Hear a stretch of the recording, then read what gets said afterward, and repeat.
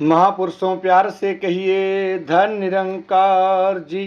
सतगुरु माता सुदीक्षा सबिंदर हरदेव जी महाराज की जय। महापुरुषों, सतगुरु की कृपा से एक बार पुनः आप सभी के समक्ष उपस्थित होने का इस चैनल के माध्यम से अवसर मिला है। दास इसके लिए सतगुरु माता सुदीक्षा सबिंदर हरदेव जी महाराज का शुक्रगुजार है। और दास इसके पहले वीडियो में सतगुरु बाबा हरदेव सिंह जी महाराज के दिव्य प्रवचन विचार प्रवाह नामक पुस्तिका से लेकर के आपके चरणों में उपस्थित हुआ था।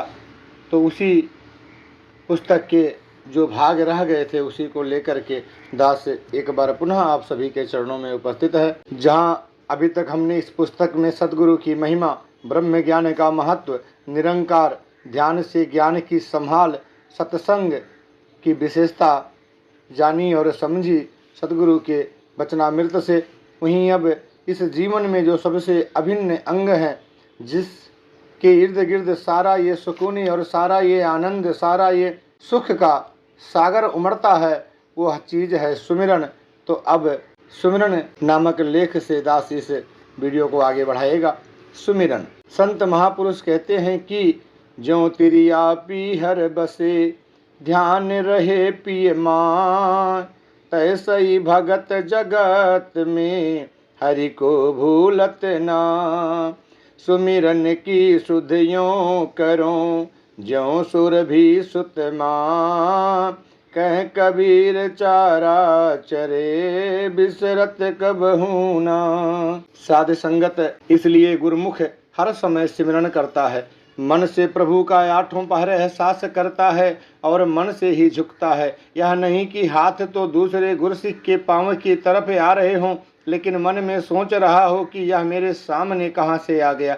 ऐसी भावना कभी गुरुमुख के हृदय में नहीं होती और ना होनी चाहिए। तभी वह सुख पा सकता है और हर प्रकार से संसार में आगे बढ़कर यश प्राप्त कर सकता है। अगर ऐसा नहीं करता तो बेड़ियाँ माया उसे खुद ही बांध लेती है और वह कहीं बढ़ नहीं पाता। जब यह ज्ञान प्राप्त होता है तो चारों तरफ यह कहने को मन करता है कि यह मुझ पर जो एहसान हुआ है, इससे ऐसा अनुभव हो रहा है कि जैसे कोई कीमती लाल हिस्से में आ गया हो। इसका बदला तो जन्मों जन्म तक भी नहीं चुकाया जा सकता। गुरु की यह अपार कृपा हुई है। लेकिन अगर एक तरफ तो हम कहें कि इस दातार का एहसान नहीं चुकाया जा सकता, और दूसरी तरफ इस बात की कि हम कौड़ी कीमत भी ना डालें, हमें मन में भी यही महसूस ना हो कि चौगिर्द हमारे ये दातार हैं, तो समझो इसे जानकर भी हम अनजान बन हुए हैं। इस निराकार को अंग संग जना दिया गया है, लेकिन फिर सांसारिक इंसान की तरह हम शायद इसे दूरियों पर मान रहे हैं। शायद किसी और की नज़रों के मोहताज हम बने हुए हैं। परख करने वाली निगाह कहीं सीमित है। शायद सत्संग भवन में है, भवन के बाहर नहीं। जहाँ पर हम रह रहे हैं वहाँ कोई नहीं देख रहा, जहाँ व्यापार कर रहे हैं शायद वहाँ नहीं देखा जा रहा, लेकिन प्रभु द्वारा सर्वत्र सब कुछ देखा जाता है।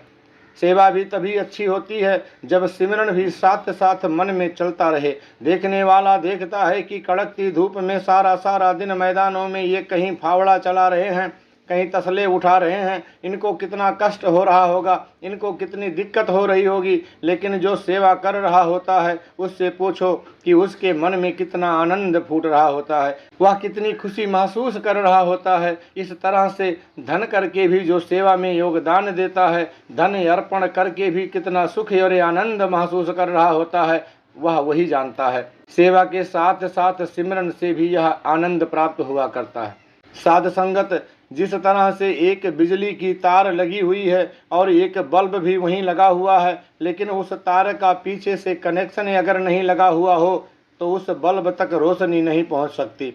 इसी तरह से अगर इस मन के साथ ये लिव सिमरन नहीं जुड़ा, इस स्रोत के साथ नाता नहीं जुड़ा, केवल जीभ को ही लगा दिया, तो जैसे वो बल्ब तो लगा हुआ नजर आ रहा है, इसी तरह से यह तो नजर आ रहा है कि रसना इस प्रभु का नाम ले रही है, लेकिन पीछे से तार तो जुड़ी नहीं हुई, तो रोशनी इस मन में कहाँ पर आएगी। संगत से भी सिमरन करने का ध्यान बनता है।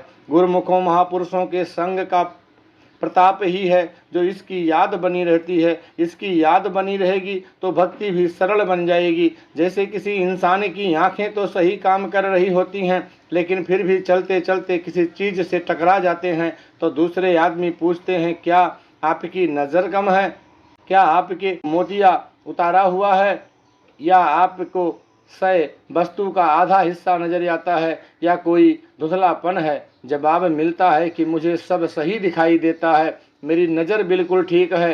पूछने वाला कहता है, तो फिर आप टकरा कर ठोकर क्यों खा गए? सामने वाला कहता है, नज़रों का काम है देखना, लेकिन मैं अपनी किसी सोच में चल रहा था, मेरा ध्यान कहीं और लगा हुआ था। आंखें भी काम कर रही हैं, रोशनी भी है, लेकिन ध्यान कहीं और लगा हुआ है, तो चलते चलते किसी चीज़ से टकरा कर लड़खड़ा गए हैं। इसी तरह से यह ज्ञान रूपी रोशनी दे दी गई है, लेकिन फिर भी मन का ध्यान अगर संसार में लग जाता है, लालसाओं में लग जाता है, तो वही पल हमारे लिए परेशानी का, ठोकर का पल होता है, क्योंकि इस प्रभु को भुला दिए होते हैं, इसको विसार दिए होते हैं। सिमरन को त्याग कर, इस दातार को भुलाकर अगर कोई कर्म किया जा रहा है, कोई बोल बोला जा रहा है, तो हम सभी जानते हैं कि वो कभी भी सही बोल नहीं होगा, सही कर्म नहीं होगा। कभी कभी ऐसा भी होता है कि हाथ में तो हमारे माला आ जाती है। जैसे संत कबीर जी भी कहते हैं कि माला फेरत जुग भया, गया न मन का फेर, कर का मन का डाल दे, मन का मन का फेर। माला तो कर में फिरे, जीभ फिरे मुख माह, मनवा तो 10 दिस फिरे, यह तो सिमरन नहीं।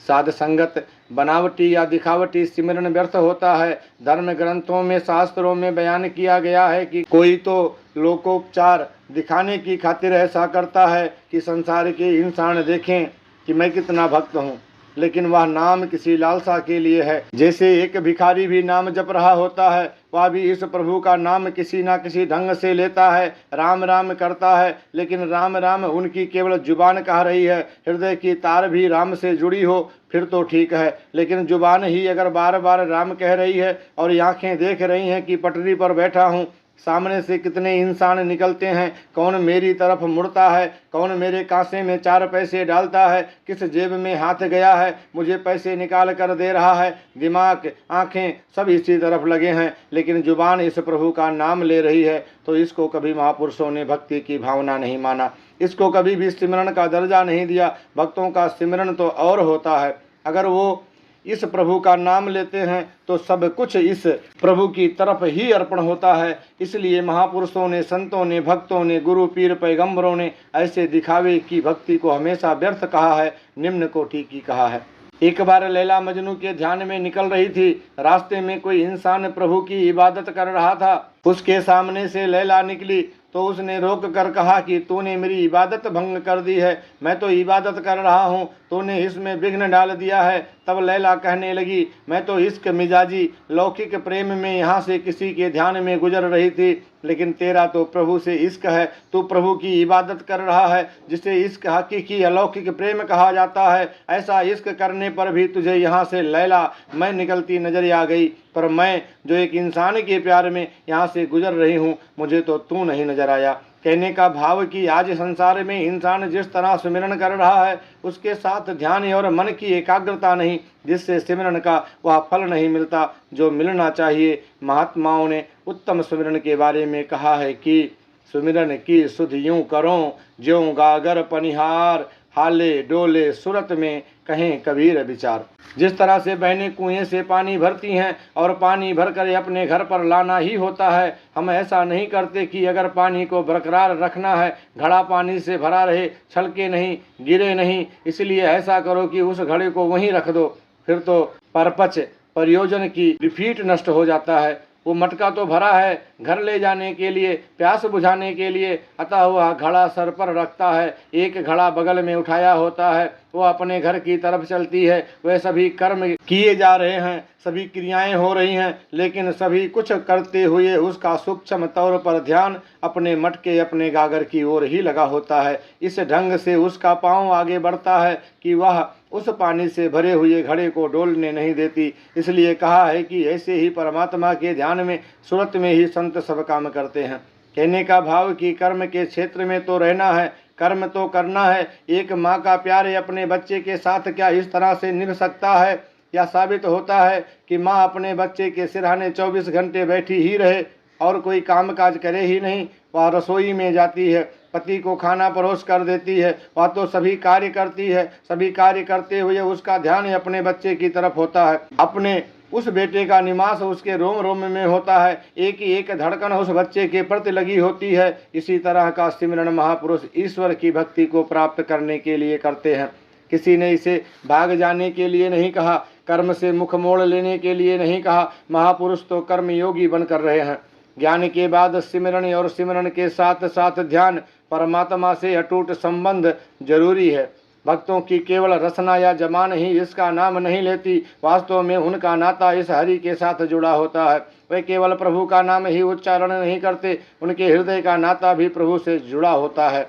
कबीर जपनी काठ की किया दिखलावहि लोय, हृदय राम न चेतहि यह जपनी किया होय। कहा है कि अगर हृदय का नाता नहीं जुड़ा हुआ, मन में अगर मैल है, मन गर कठोर है और सिर्फ जुबान नाम ले रही है, तो इंसान है उससे तेरा कुछ नहीं बनने वाला। वास्तव में जो संत होता है, भगत होता है, वह रोम रोम से इस प्रभु की आराधना करता है। हर पल हर क्षण चलते फिरते काम करते हुए इसी परमात्मा का एहसास उसके मन में बना रहता है। जो वास्तविक भक्त होते हैं वे भी इस प्रभु का एहसास आठों पहर बना कर रखते हैं। अगर आठों पहर इसका एहसास बना रहता है तो फिर कोई कारण नहीं कि इसके मन में द्वेष भावना जागृत हो, इंसान के मन में पराये के भेदभाव खड़े हों या इंसान का मन अभिमानी बने। इस प्रभु के साथ नाता जोड़ने की बात कही गई है। जैसे दुनिया के और भी सभी काम नामों से नहीं चल रहे हैं, मकान है, पैसा है, गाड़ी है, क्या उनका नाम लेने से ही हमारा काम चल रहा है? क्या केवल मकानों का नाम लेने से ही हम आंधी तूफान से बच पा रहे हैं, या केवल मोटर गाड़ी या जहाज का नाम लेने से हम एक स्थान से दूसरे स्थान पर पहुंच जाते हैं? ऐसा तो नहीं। हम जानते हैं कि जिन चीज़ों का नाम है वह चीज़ें अपना लेने पर ही हमारे काम संवारती हैं। इसी तरह से जिस प्रभु का नाम है इस नामी को भी हमें जानना है। इसको अपना लेंगे तो हमारी सारी जो कमियां हैं, जो एक दूसरे को पराया मानने की भावनाएं हैं, सभी समाप्त हो जाती हैं। इंसान के करीब आ जाता है। यह जान जाता है कि अवली अल्लाह नूर उपाइया, कुदरत के सब बंदे, एक नूर ते सब जग उपजिया, कवन भले को मंदे, लो की भरम ना भूल ही भाई, खालुक खलक खलक मही खालुक, पूरी रहो सब थाई। यह जान जाते हैं कि सभे घट राम बोले, रामा बोले, राम बिना को बोले रे। इस करतार, इस प्रभु निरंकार का जिसने ध्यान कर लिया है, उसे ऐसी ठंडक और सुख मिले हैं कि जिस पर ताप के कारण, जिस रोग के कारण जलन हो रही थी, उसके स्थान पर तमाम परिवार को ठंडक मिलनी शुरू हो जाती है। ये जीवन आनंदमय हो जाता है। महात्माओं ने तभी कहा कि भजहु गोविंद भूल मत जाहू, मानव जन्म का यही लाहू। कि इस गोविंद को भूलना नहीं, क्योंकि इसको भजने के लिए, इसके साथ नाता जोड़ने के लिए दातार ने यह मानव का जन्म दिया है। ये मानस देही प्राप्त हुई है तो प्रभु को कभी भी मन से बिसारना नहीं है, इसको कभी मन से भुलाना नहीं। इसकी याद जिसको बनी रहती है उसकी तुद चित यावे महा आनंदा की स्थिति हो जाती है। यानी हे दातार, अगर तेरा ध्यान मन में लगा रहता है तो हमेशा ऐसा महा आनंद प्राप्त होता है, ऐसा महान सुख प्राप्त होता है जो दुनिया भर की वस्तुएं पदार्थ मिल जाने पर भी वैसा सुख नहीं मिलता। तभी कहा गया है, फिकर करे सो बांवरे, जिक्र करे सो आप, उठ फरीदा जिक्र कर, फिकर करेगा आप। सिमरन एक ऐसा आसरा है जो इस ज्ञान की ज्योति को हमेशा जलाए रखता है। संत सदा सिमरन को, इसी याद को ही हृदय में बसाए रखते हैं तो ज्ञान की ज्योति जली रहती है। वही उजाला देती है और जीवन के मार्ग को सरल बना देती है। अगर उजाला रहे परंतु अपनी आंखें बंद कर दी जाएं, फिर हमें ठोकरों का सामना करना पड़ता है। ज्योति जल रही है, रोशनी है, तभी अपनी आंखें खोलनी भी तो बहुत जरूरी है। अगर रोशनी जला दी जाए और हम खुद ही अपनी आंखों के ऊपर पट्टी बांध लें, अपनी आंखें बंद कर लें, और ये अंधकार ही अंधकार होता है और उसके असर ग्रहण करने पड़ते हैं। हम अपनी आंखें खोल के रखें, इस ज्ञान की रोशनी से लाभ होते हुए इस जीवन की राह में हर एक प्रकार के सुख प्राप्त करते रहें। रास्ते में एक खंभा है, इंसान चल रहा है, उसकी आंखें देख रही हैं, जो कुछ भी सामने है उसकी आंखों की रोशनी के दायरे में है, वहाँ जो कुछ भी है उसकी आंखें देख रही हैं, लेकिन फिर भी खंभे के साथ टकरा जाता है। सब उसे कहते हैं, भले मानस, ये सामने तुझे सड़क दिखाई नहीं दे रही? कहने लगा, सारी सड़क बिल्कुल साफ दिखाई दे रही है। सड़क दिखाई दे रही है तो यह खंभा तुझे दिखाई नहीं दिया? वो कहने लगा, मेरा ध्यान किसी और लगा हुआ था। चीजें तो सामने थी, जिस तरह से आंखें देख रही थी, आंखों ने उस खंभे को अवश्य देखा होगा, लेकिन ध्यान किसी और तरफ लगा हुआ है। इसी तरह से यह प्रभु परमात्मा तो हर जगह मौजूद है, लेकिन इसकी गैर हाजिरी हो जाती है अज्ञानता और असावधानी प्रमाद के कारण। उसकी गैर हाजिरी तब हो जाती है जब इंसान आंखें बंद कर लेता है, उस सच्चाई से मुनकर हो जाता है और गफलत की नींद में सो जाता है। इसीलिए ही लोगों के जीवन में बेचैनी है, दुख है, क्लेश है। संत महापुरुष अपने काम करते हुए भी परमात्मा का सिमरन करते रहते हैं। गुरु नानक देव तुलाई करते समय तराजू के पलड़े गिन रहे थे, एका दोवा आदि कर रहे थे। जब 12 के बाद 13 पर पहुंचे तो 13 ही 13 कहना शुरू कर दिया। इस दातार के साथ ही ध्यान जुड़ गया, इस दातार में ही खो गए। इसी तरह से तू ही तू का सिमरन दिया गया है, मैं सिमरन कहीं नहीं दिया गया। ज्ञान देने के बाद हमें इस तू ही निरंकार का सिमरन दिया गया है, लेकिन तू को अगर दूर करके हम बीच में मैं को ले आते हैं, अपने आप को अहमियत देना शुरू कर देते हैं, तो वह घड़ी बेचैनी की घड़ी बन जाया करती है। अगर इस तू ही का ध्यान किया, अगर इस तू ही को ही समर्पित हुए, इसको ही समर्पण कर दिया, तो जीवन का हर पल सुख में और आनंद में व्यतीत हुआ करता है। तभी तो कहा है, सिमिर सिमिर सिमिर सुख पाइया। इस दातार, इस निराकार का सुमिरन करते हुए जो वास्तव में अपने मन को लगा देता है, उसका मन हमेशा आनंद में रहता है, हमेशा उसकी सहज अवस्था रहती है। ये कभी किसी की बातों को ग्रहण नहीं करते। साध संगत इस निरंकार प्रभु को जिसने भी अपना लिया, उसके मन की ज्योत जग उठी। जब ज्योत जग उठती है और दाएं बाएं या किसी तरफ से भी हवा चलती है, तो उस लौ को चारों तरफ हाथों से ढाक लेते हैं। दोनों हथेलियों से इस तरह से चारों तरफ उस लौ को एक चादर सी ओढ़ा लेते हैं, जिसके कारण हवा दीपक की उस लौ पर असर नहीं करती और वह बुझ नहीं सकती है। इस तरह से ज्ञान की लौ, ज्ञान की ज्योति को जो गुरु की कृपा से जगाई जाती है, इसकी भी देखभाल की जाती है। इसको बुझने नहीं दिया जाता। किसके द्वारा? साध संगत के द्वारा, सेवा के द्वारा, सिमरन के द्वारा। यह एक ऐसी ढाल है जो इस ज्ञान की ज्योति को बुझने नहीं देती। हर समय उठते बैठते सब काम करते हुए जब इसका ध्यान रहता है या एहसास अनुभव है, तो वही वास्तव में सिमरन होता है। जिस तरह से एक गाय का बछड़ा होता है, हम जानते हैं कि बछड़ा कहीं पर भी हो, गाय का ध्यान बछड़े की तरफ लगा रहता है। जिस प्रकार हमारा अपना बच्चा हो तो हम कहीं पर भी काम करते हैं तो ध्यान हमारा बच्चे की तरफ होता है। जिस तरह एक माँ बच्चे की याद सदैव करती है, उसके रोम रोम में उसकी याद समाई होती है। वह चाहे रसोई में काम करे, चाहे कोई घरेलू कार्य करे, उसका जो प्रेम है, जो ध्यान है, उस बच्चे के साथ जुड़ा हुआ होता है। इसी तरह से भक्त भी जीवन के कार्य करता है। यह चलता भी है, दौड़ता भी है, बैठता भी है और अपने फर्जों को निभाता हुआ भी प्रभु को भुलाता नहीं। इसकी याद आठों पहर बनी रहती है, मन की तार इसके साथ जुड़ी रहती है। एक मछली का जीवन पानी के द्वारा ही है। जिस तरह मछली को पानी का ध्यान रहता है, एक पल भी यदि वह पानी को भुला देती है, आंखों से ओझल कर देती है, पानी से नाता तोड़ लेती है, तो हम जानते हैं कि किस तरह तड़पती है। किसी तरह से तड़प तड़प कर उसके श्वास चले जाते हैं। भक्त के लिए यह परमात्मा, यह निराकार, यह अकाल पुरुष भी इसी तरह से प्रिय होता है। जो इसको भी इसी तरह से मन में बसा कर चलते हैं, जीवन का आधार बना कर चलते हैं, वही जीवन को आनंदित अवस्था में रख पाते हैं। हम सभी जानते हैं कि माँ घर का काम करती है, रसोई में भी जाती है, सिलाई का भी काम करती है, बाजार में खरीदारी करने भी जाती है। वह अपने सारे कर्तव्य निभा रही है, फिर भी उसके मन में वह बच्चा बैठा हुआ है। रसोई में काम करते हुए भी उसका ध्यान लगा रहता है कि बच्चा जो पलंग पर लेटा हुआ है कहीं किनारे पर तो नहीं पहुंच गया, पता नहीं इसके ऊपर से चादर तो नहीं उतर गई, पता नहीं किसी ने पंखा तो नहीं चला दिया। बार बार उसका ध्यान आता है। इसी तरह से पंजाब में भी एक कहावत आती है कि हथकारवल ते दिल यारवल। हाथ कर्म की ओर हो और दिल इस प्रभु परमात्मा, इस प्रीतम के साथ जुड़ा हो, यही सच्चा स्मरण है। हर कर्म करने से पहले इसका ध्यान हमें आ जाए कि मुझे देखने वाला भी या प्रभु परमात्मा है। मैं इंसानों की आंखों में छुप सकता हूँ, लेकिन जिसके आगे मैंने जवाब देना है उसकी आंखों से नहीं छुप सकता। इतना एहसास अगर मन में आ गए तो बुरे कर्म नहीं होंगे, बुरे बोल नहीं बोले जाएंगे, किसी से बुरा व्यवहार कभी नहीं होगा। सुमिरन से ही सुख मिलता है। तभी तो कहा जाता है, जे सुख चाहे सदा शरण राम की ले।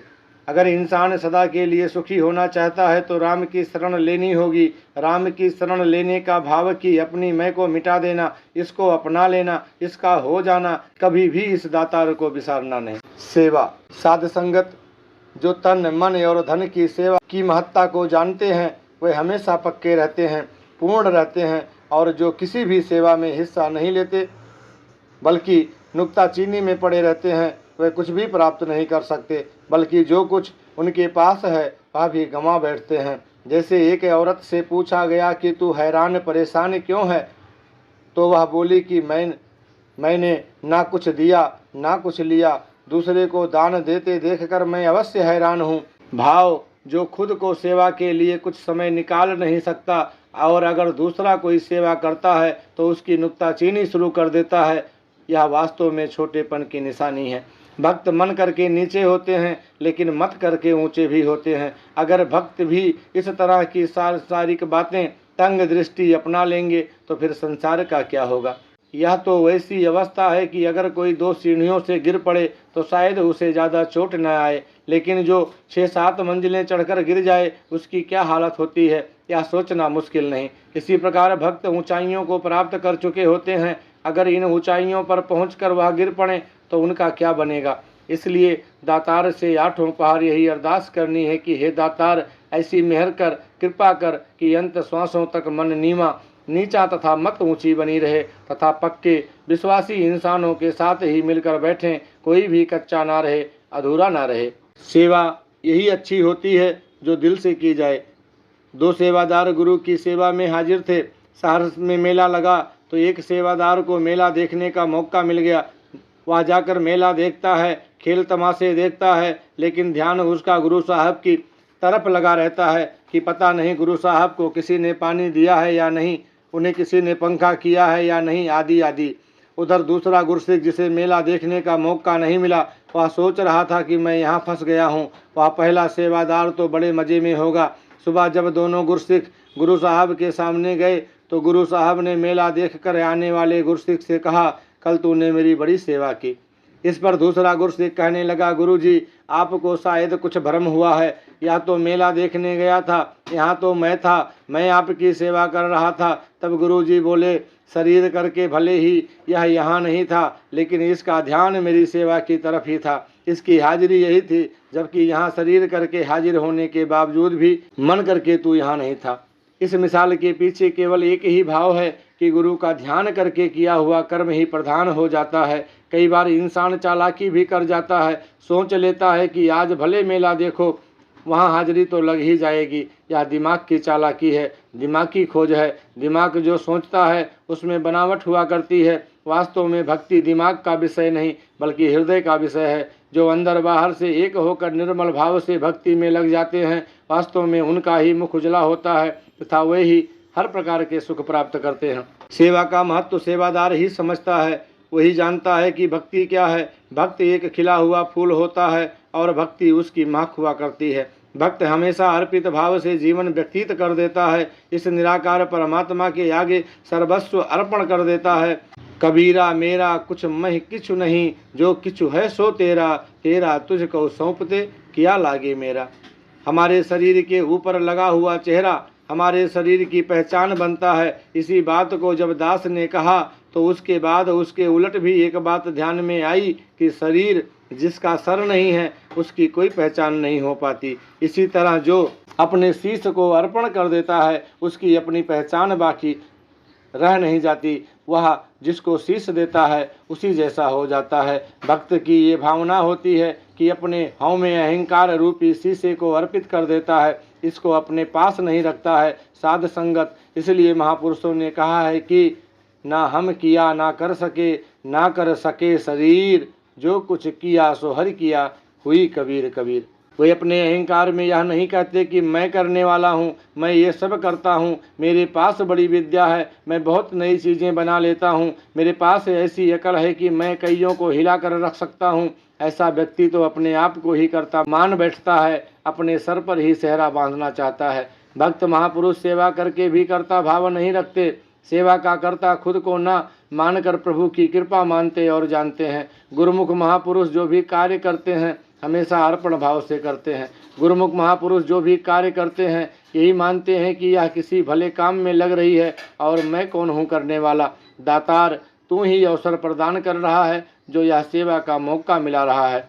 सेवा करते हुए मेवा भी तभी प्राप्त होती है जैसे कहा है, सतगुरु की सेवा सफल है, जय को करो चितुसाई। हृदय से जो सेवा करता है वह कोई स्वार्थ या लालसा रखे बगैर ही इस सेवा के मार्ग पर चलता जाता है। ध्यान रहे, भक्ति तो संसार भी कर रहा है, लेकिन परमात्मा के बिना जाने जो भक्ति की जाती है उसका कोई लाभ नहीं मिलता।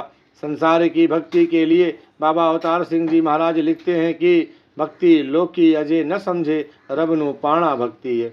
भक्ति का आरंभ ही तब होता है जब प्रभु को पाकर इसके साथ नाता जोड़ लिया जाता है। अगर हमारे जीवन में कोई आया ही नहीं तो हम प्यार किससे करेंगे। जैसे किसी माँ की गोद में बच्चा अगर आया ही नहीं तो वह प्यार किससे करेगी, इसका स्नेह किसके साथ बनेगा। इस प्यारे और मोह के लिए गोद में बच्चा आना जरूरी है। जैसे बिजली का कनेक्शन ही अगर हमारे घर तक नहीं आया तो हम चाहे कितने ही बल्ब खरीद लें, हमारे घर में रोशनी नहीं हो सकती। अगर बढ़िया बढ़िया कीमती मशीनें, कमरा गर्म करने वाली मशीनें, ठंडी हवा देने वाली अथवा हर प्रकार के सुख देने वाली मशीनें हमारे घर में हों, लेकिन बिजली का कनेक्शन ही ना हो तो वे हमारे किसी काम नहीं आती। इसी प्रकार इस प्रभु दातार को जानकर इसके साथ नाता जोड़ने के बाद ही इसकी भक्ति की जा सकती है। इस दातार को आठों पहर ध्यान में रखना, उठते बैठते चलते फिरते इसका एहसास करना ही भक्ति है। ऐसा मानना चाहिए कि यह दातार इंसान की हर हरकत से वाकिफ है। एक पल भी ऐसा नहीं होता जब यह परमात्मा गैर हाजिर हो। दूसरे इंसानों की गैर हाजिरी तो हो सकती है, लेकिन इस प्रभु की गैर हाजिरी एक पल भी नहीं हो सकती। इसकी गैर हाजिरी होती है तो मन से होती है, और जब मन से इसकी गैर हाजिरी होती है उसी वक्त हमसे बुरे कर्म होते हैं। हम दूसरों का बुरा सोचते हैं, दूसरों का बुरा मांगते हैं। गुरुमत में 3 चीज़ें जरूरी हैं, भक्ति, भक्त और भगवान। भाव, भक्त भी जरूरी है, भक्ति भावना भी जरूरी है, और जिसकी भक्ति की जा रही है भगवान भी जरूरी है। साध संगत सेवा के जितने भी कार्य हैं गुरुमुख महापुरुष उन्हें करता हुआ भी अपने आप को कभी करता नहीं मानता। वह तो यही कहता है, यही उसके मन में बात बैठी होती है कि वास्तव में अपना किया कुछ ना होए, करे राम होए है सोए। कि अपने करने से कुछ नहीं हो सकता है। कोई इंसान यह सोच ले कि मैं ही सब कुछ करने वाला हूँ तो यह इंसान की भूल है। वास्तव में भक्त यह मानता है कि दातार करने वाला है, यह मालिक करने वाला है, और इस भावना से ही अपने कर्म को करता है। कर्म करते हुए यह किसी स्तुति की लालसा या किसी और चीज़ की कामना नहीं रखता। जैसे महापुरुष संत हमेशा यही कहते रहते हैं कि हमने काम करना है, कामना नहीं करनी। जो इस प्रकार सेवा करता है, जो निष्काम भाव से कर्म करता है, उसने ही वास्तव में अपने आप को इस प्रभु के प्रति समर्पित किया है। उसने ही वास्तव में अपना तन मन धन इस दातार का माना है। समर्पण की भी कई श्रेणियां बताई जाती हैं। किसी ने कहा कि ऐसी अवस्था होती है कि जो मेरा है वह तो मेरा है ही, जो तेरा है वह भी मेरा है। दूसरा कहता है जो तेरा है तेरा ही है, जो मेरा है वह मेरा है। लेकिन तीसरी अवस्था वाला कहता है सब कुछ तेरा ही है। साध संगत ऐसी निष्काम भावना जिसने भी रखी है उसी को ही सहज अवस्था प्राप्त हुई है। वही सांसारिक लेपों से दूर रहा है, वह यश और अपयश से ऊपर उठा हुआ है। वही दुख सुख हर्ष शोक से न्यारा रहा है। जिसने यह समर्पित भाव नहीं रखा है वास्तव में वही कदम कदम पर गलतान हो जाया करता है। उसके ऊपर माया का असर होता है। दास तकरीबन हर महीने संत निरंकारी पत्रिका आदि पर नज़र डालता है। उसमें किसी महापुरुष की कोई कविता छपी जिसमें महापुरुषों ने लिखा कि वास्तव में जुबान से तो मैं कह देता हूँ कि सबसे बुरा मैं हूँ और सभी मेरे से भले हैं, लेकिन कोई मुझे बुरा कह दे फिर मैं उस कहने वाले की जो हालत करता हूँ वो देखने लायक है। एक घुड़सवार से किसी ने कहा कि भाई साहब यह घोड़ा तो बहुत अच्छा नजर आ रहा है, जरा मुझे दिखा दो, इसकी सवारी करके देखूं। वह सवारी करने लगा और घोड़ा भगा कर ले गया। जब जिसने दिया था वह लौट कर घर आ गया। उसकी पत्नी पूछती है, क्या घोड़ा आप बाजार में बेच आए हो? किस भाव बिका? वह कहने लगा कि जिस भाव आया था उसी भाव बेच दिया है। यानी कि वह भी चुरा कर ही लाया था, आगे कोई उससे भी चुरा कर ले गया।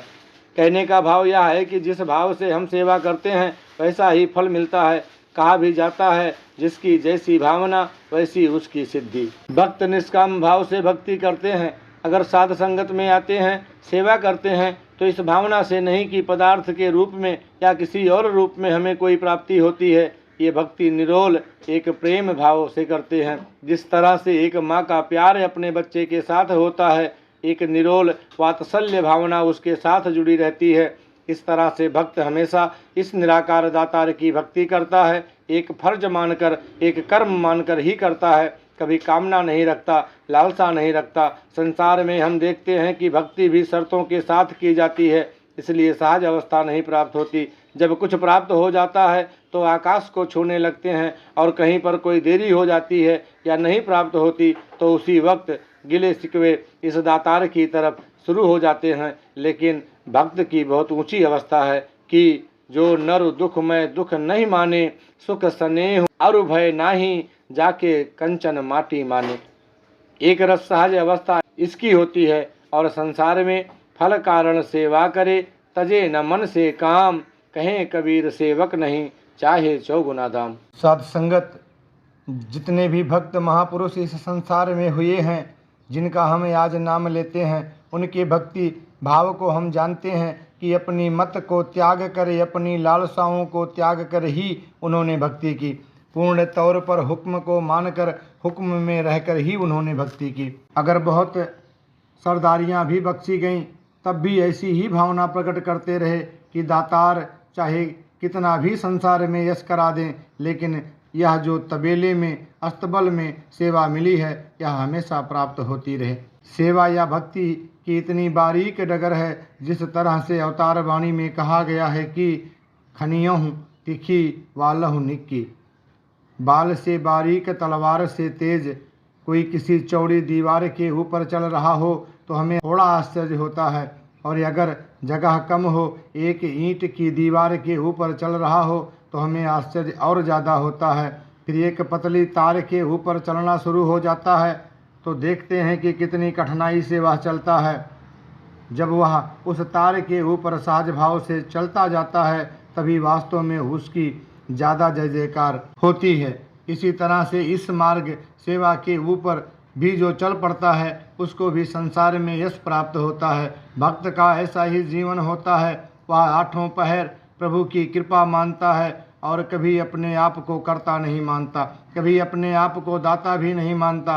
यही जानता है कि दाता एक है, एक ही देने वाला है, यह पालन पोषण करने वाला है। हमेशा आठों पहर इसका ही शुक्राना करता है। जब वह ठंडे में, गर्म में, उतार में, चढ़ाव में एक प्रभु को ही कर्ता मानकर चलता जाता है, तो इसका जीवन सरल बन जाता है। वरना कदम कदम पर ये डोल सकता है, बहुत यश मिल जाए तब भी डोल सकता है, और यदि हाथ से कोई सांसारिक वस्तु चली जाए तब भी ये डुलायमान हो सकता है, तब भी इसकी मायूसी वाली अवस्था हो सकती है। एक रस जो चलता है वह वास्तव में भक्त होता है, और एक रस तभी हो सकता है जब ये अपना पूर्ण विश्वास दातार के ऊपर रखता है, अपना अकीदा इस दातार पर रखता है। सेवादार भाई कन्हैया की दृष्टि से सबकी सेवा करता है।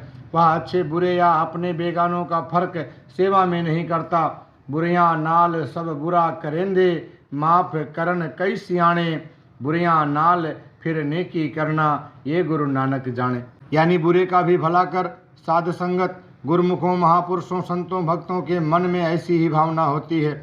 हम महापुरुषों की साखियाँ पढ़ते हैं, हम महापुरुषों के जीवन की गाथाएं गाते हैं, सुनते हैं, सुनाते हैं। उसमें भी हमें यही मिलता है कि महापुरुषों के साथ कैसा भी व्यवहार किया जाता रहा, लेकिन वे उनका भी भला चाहते हैं और यही मांगते हैं कि अज्ञानतावश यह इंसान इस तरह से कर रहा है। दादू भगत के बारे में भी एक ऐसी घटना मिलती है। कोई ऐसा इंसान था जो शहर के इंतजाम में लगा हुआ था। उसको किसी ने बताया कि यहाँ पर संत महापुरुष दादू भगत हैं।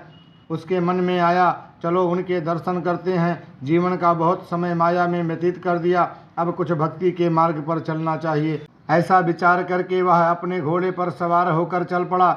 आगे जब बढ़ा, रास्ते में एक इंसान को देखा जो कुछ झाड़ियाँ वगैरह काट रहा था। उसको पूछता है कि यहाँ पर दादू भगत रहते हैं, वे किधर हैं? उस व्यक्ति ने सुना नहीं और झाड़ियाँ काटने में मस्त रहा। उसने फिर पूछा कि मुझे रास्ता बताओ कि भगत कहाँ रहता है। फिर भी उसने जवाब नहीं दिया। जब उससे सहन नहीं हुआ तब उसने घोड़े के ऊपर से ही उस इंसान को लात लगा दी, नीचे गिरा दिया और हाथ में जो घोड़े के लिए चाबुक थी, चाबुक से भी उसे मारा तथा घोड़ा बढ़ाकर आगे चला गया। उसने एक और इंसान से पूछा कि दादू भगत कहाँ पर रहते हैं? वह बोला, यहीं पर रहते हैं। पूछा, कहाँ हैं? उस इंसान ने कहा कि जिस रास्ते से आप आ रहे हैं उसी रास्ते में कुछ झाड़ियाँ थीं जिनसे आने जाने वालों को दिक्कत होती थी, वे उन झाड़ियों को साफ कर रहे हैं। वह व्यक्ति यह जानकर बहुत दुखी हुआ और वापस जाकर उसने दादू भगत से माफ़ी मांगी कि मुझे माफ़ कर दो, मेरे से बहुत भूल हो गई। उस भक्त ने उसको यही कहा कि तेरे मन में एक अज्ञानता थी, उसी अज्ञानता के कारण तूने ऐसा किया। अब जब तूने जान लिया है तो तू आकर नमस्कार कर रहा है। जब तो अपने आप को तूने झुकाया हुआ है, अज्ञानता के कारण तू ऐसा कर रहा था, इसलिए दोष तेरा नहीं अज्ञानता का है। अज्ञानता के कारण ही इंसान भूल कर बैठता है और भटक जाता है। इंसान को सच की पहचान नहीं हो पाती, इसीलिए वह ऐसा कार्य करता है। जब उसे यह जानकारी हो जाती है या रोशनी प्राप्त हो जाती है तो फिर एक सही मार्ग पर उसका चलन हो जाता है। साध संगत गुरुमुखों महापुरुषों में यही विशेषता होती है कि वे इस मालिक की पहचान कर लेते हैं, इस सत्य की पहचान कर लेते हैं, फिर संसार को भी इसी मार्ग पर चलाने की कोशिश करते हैं।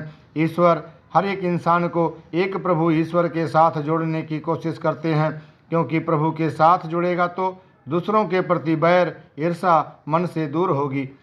अगर प्रभु की पहचान नहीं होगी तो दूसरे इंसानों को बेगाना मानेगा, दूसरे को नीचा मानेगा, दूसरे को अछूत मानेगा।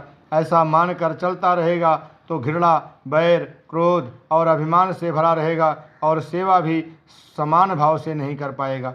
लेकिन इस ईश्वर निराकार के साथ जब नाता जुड़ जाता है, जिस तरह से सूर्य के उदय होने से, इसके चमकने से सारी चीज़ों का पता चल जाता है कि कौन सी चीज़ कहाँ पर पड़ी हुई है, लेकिन जब तक सूरज नहीं चढ़ता तब तक अंधकार होता है और अंधकार हमारे लिए ठोकरों का कारण बनता है। अंधकार में भ्रम ही भ्रम हुआ करते हैं।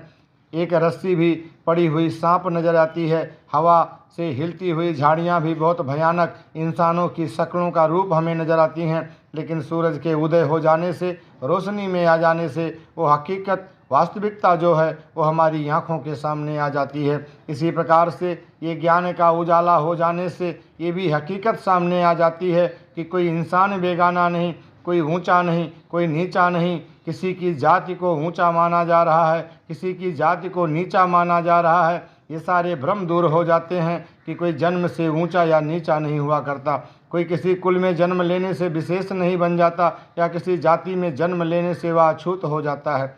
या तो एक ही परमात्मा के बनाए हुए बंदे हैं, एक ही जैसे तत्व हर एक इंसान के शरीर पर लगे हुए हैं और एक हर शरीर को चलाने वाला सत्ता भी इस निराकार का अंश है।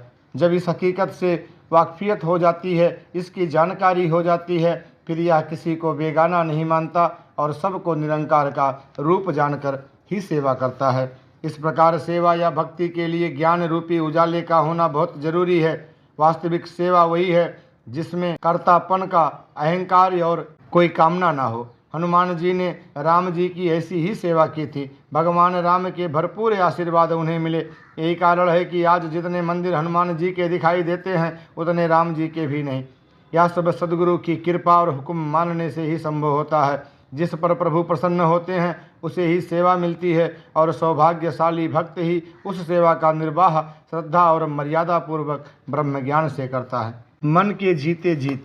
साध संगत, जिस तरह से एक लालटेन के ऊपर कोई पतंगा, कोई कीड़ा बैठा हुआ है, उस पतंगे का अक्स, उसकी परछाई सामने दीवार के ऊपर पड़ती है। अगर हम कहें कि उस दीवार पर बैठे पतंगे को हटाना है और हम कोई झाड़ू ले लें, कोई डंडा ले लें या हाथ से ही हम दीवार से हटाना चाहें तो वह नहीं हटेगा, वह वहीं पर रहेगा, क्योंकि वह पतंगा दीवार पर नहीं बैठा हुआ है, वह लालटेन पर बैठा हुआ है। उसे लालटेन से हटाएंगे तो वह खुद ब खुद दीवार से भी हट जाएगा। इसी तरह से जो भी लालसाएं तृष्णाएं हैं ये मन में बैठी हुई हैं। मन में ही अभिमान होता है, मन ही संचित होता है, बैठे कहीं होते हैं। यह मन कहाँ की सोच रहा होता है, कहाँ पर इसका ध्यान लगा होता है। महापुरुष इस मन को अर्पित करता है। हम चाहें कुछ भी अर्पित कर देते हैं, दान पुण्य भी कर देते हैं, लेकिन मन में अभिमान बना हुआ है। तो महापुरुषों ने कहा, कबीर माइया ताजी ना किया, भाइया जऊ मान तज आ नहीं जाई। अगर सब कुछ अर्पित कर दिया लेकिन मन का ये अभिमान बना रहा तो कुछ भी बनने वाला नहीं। हमें मन को समझाना है। अगर हम मन को अपने फर्जों की अदायगी करते हुए एक प्रभु के साथ जोड़ लेते हैं तो हम फिर भी निर्लिप्त रह सकते हैं, एक निर्लेप अवस्था वाले हो सकते हैं। माया में मन ही फंसा करता है, शरीर तो खुद ही माया का पुतला है। इसलिए संतों ने कहा है कि जो कुछ किया सो मन किया, मुंडा मुंडू आ जाए। अगर इस मन के ऊपर हम हावी नहीं तो फिर यह ऐसे नाच नचाता है जैसे बेलगाम का घोड़ा।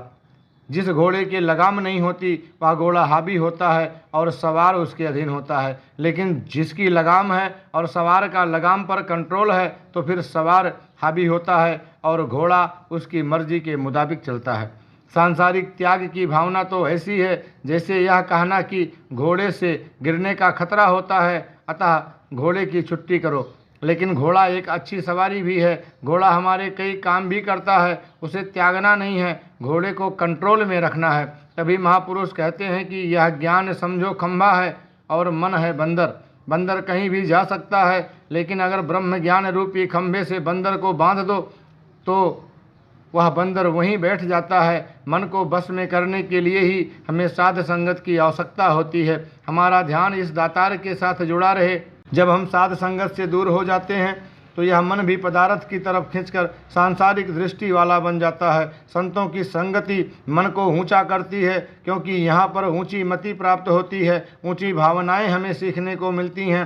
संसार में तो मति को नीचे गिराना सिखाया जाता है, अभिमान करना सिखाया जाता है। जब ऐसी भावनाएं मानव की बनती हैं तो फिर यह मन भी उसी तरह की वृत्ति रखने वाला बन जाता है। इसको फिर कष्ट सहना पड़ता है, इसकी बेचैनी बनी रहती है। मन में प्रभु रहते हैं तो यह शांत हो जाता है, लेकिन जब इसमें संसार रहता है तो मन अशांत होता है। लोग कहते हैं कि मानो खाली हाथ ही जग में आया और खाली हाथ ही चला जाएगा।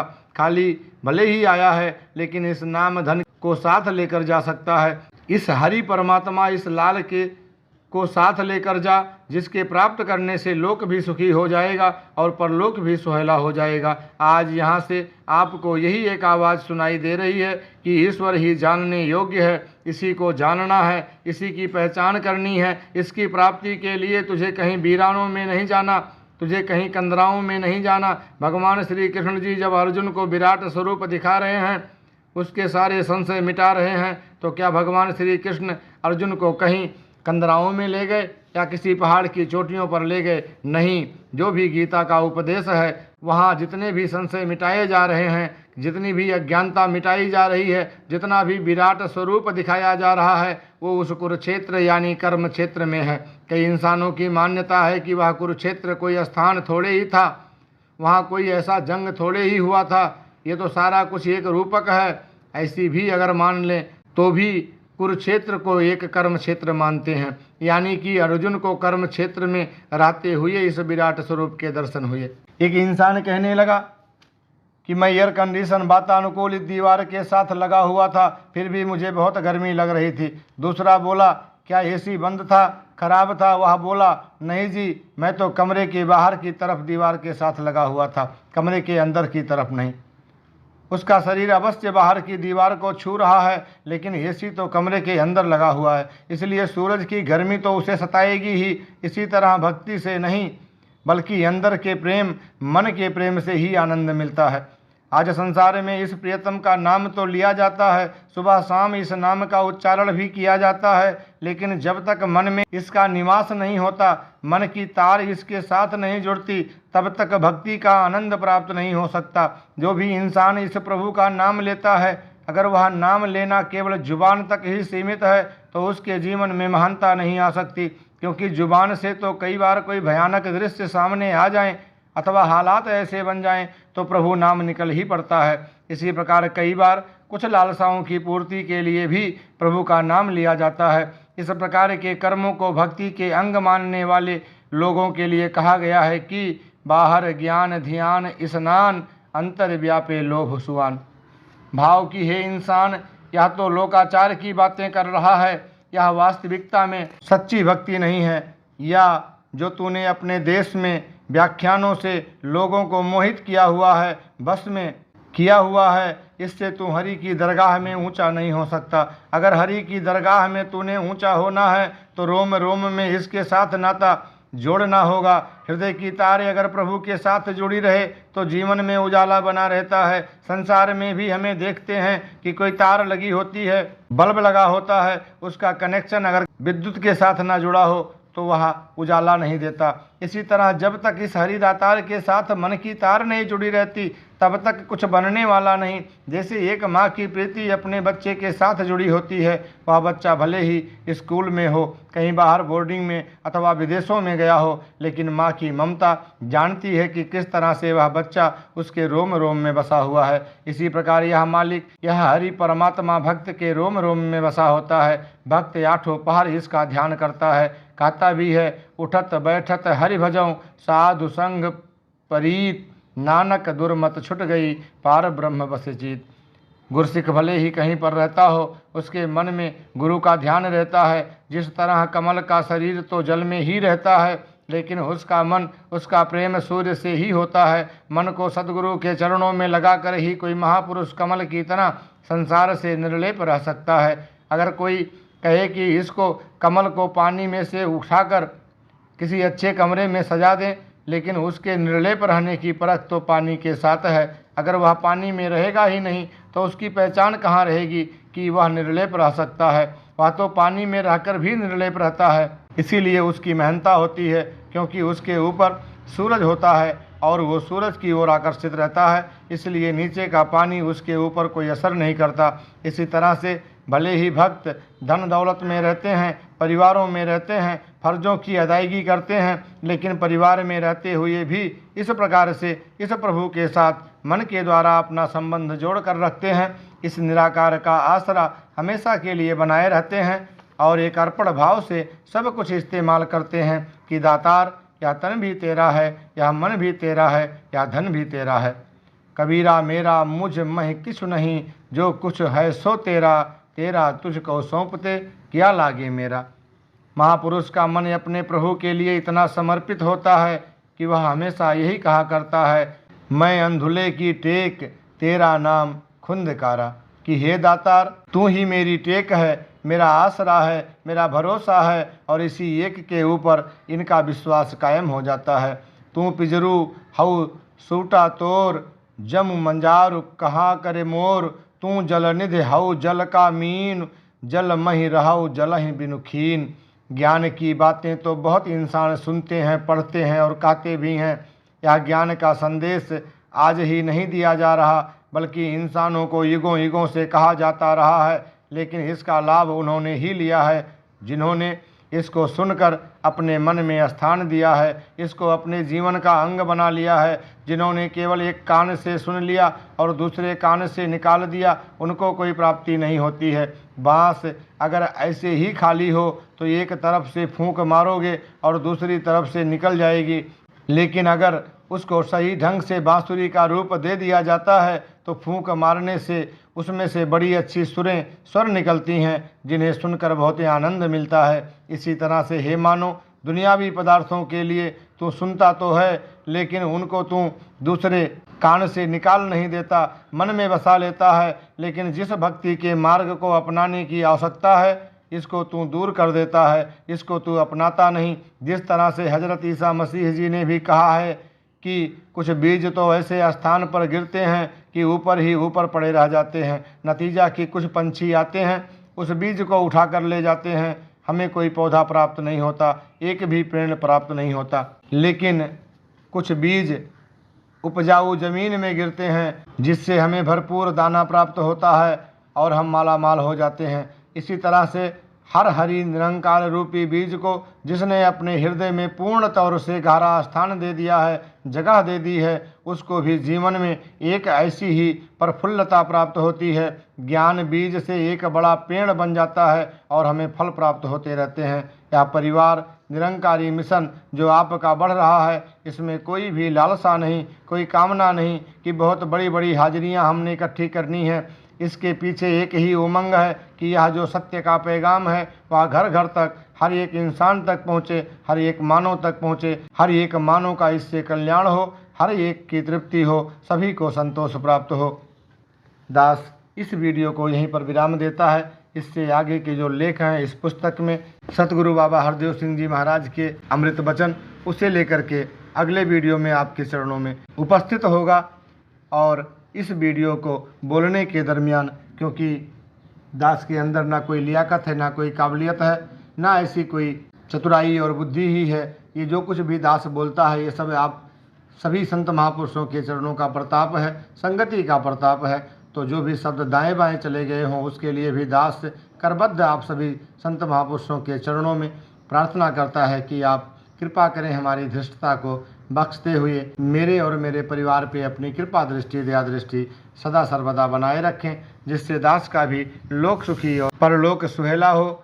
और हम सभी सतगुरु माता सुदीक्षा सविंदर हरदेव जी महाराज के बताए हुए आदेशों और उपदेशों पर चलते हुए अपना जीवन सुखमय, आनंदमय, शांतिमय बना पाएँ और इस खूबसूरत दुनिया का खूबसूरती से आनंद लेते हुए इस भक्ति भरे जीवन को जी पाएँ और सतगुरु के आदेशों और उपदेशों को जन जन तक भी पहुंचा पाएँ। इसी शुभ मंगल भावना कामना के साथ सतगुरु माता सुदीक्षा सविंदर हरदेव जी महाराज की जय। महापुरुषों प्यार से कहिए धन निरंकार जी।